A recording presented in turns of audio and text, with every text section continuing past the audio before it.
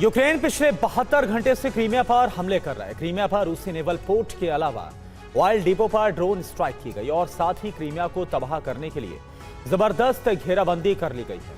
आखिर क्यों क्रीमिया को लेकर यूक्रेन आक्रामक है, इस एक्सक्लूसिव रिपोर्ट से आप समझिए। यूक्रेन ने ठान लिया है कि वो किसी भी कीमत पर रूस को हावी नहीं होने देगा।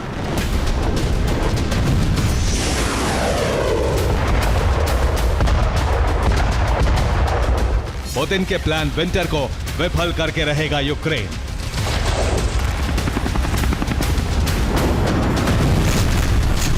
इसके लिए क्रीमिया में 2 ठिकानों पर सबसे ज्यादा हमले किए जा रहे हैं। पहला टारगेट सेवेस्तोपोल पोर्ट है, दूसरा टारगेट फेदोसिया ऑयल डिपो है।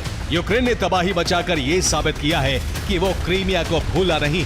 2014 में रूस ने छीना था, अब यूक्रेन उसे वापस लेगा। यही वजह है कि क्रीमिया की घेराबंदी कर ली गई है।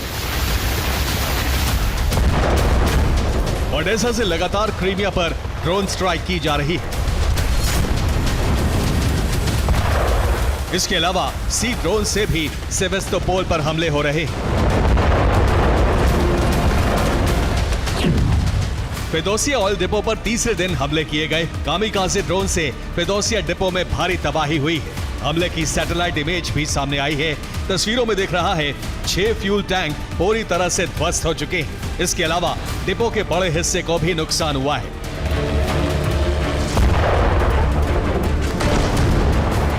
पिछले 72 घंटे में यूक्रेन ने 20 से ज्यादा हमले किए हैं, जिसमें 50 से ज्यादा ड्रोन का इस्तेमाल किया गया।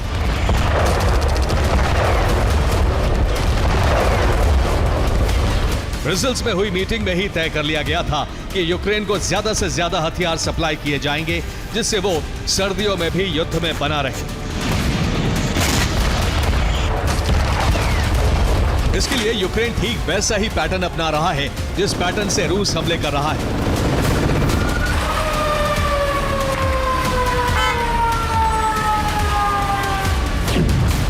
अब 3 ठिकानों पर सबसे ज्यादा हमले किए जाएंगे, ऑयल डिपो, हथियार डिपो और मिलिट्री पोस्ट, जिससे रूस हमलों को रोकने में जुट जाए। इस बीच यूक्रेन तक हथियार पहुंचने का रूट क्लियर हो जाए।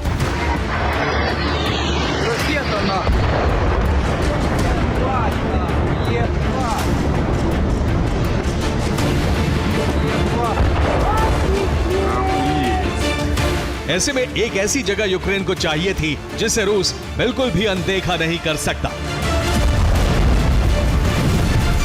ब्रिटेन ने ब्लूप्रिंट तैयार किया है। क्रीमिया को मुख्य टारगेट बनाया जाए, क्योंकि रूस किसी भी कीमत पर वहां तबाही नहीं चाहता, क्योंकि उसका कारोबारी रूट ब्लॉक हो जाएगा।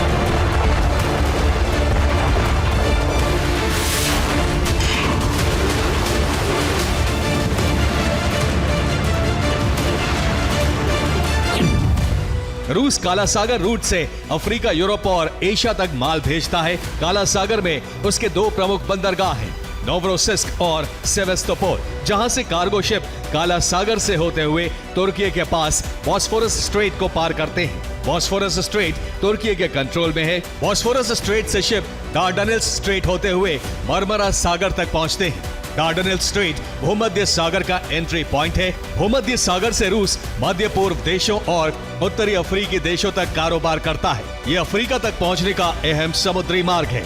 इसके आगे अटलांटिक महासागर से दक्षिण यूरोपीय देशों और पश्चिमी यूरोपीय देशों तक भी रूट है। फिलहाल प्रतिबंध लगाए जाने से रूस का कारोबार वहां से बंद है, जबकि भूमध्य सागर से आगे स्वेज नहर होते हुए शिप लाल सागर से आगे हिंद महासागर तक पहुंचते हैं, जहां रूस एशियाई देशों के साथ व्यापार करता है।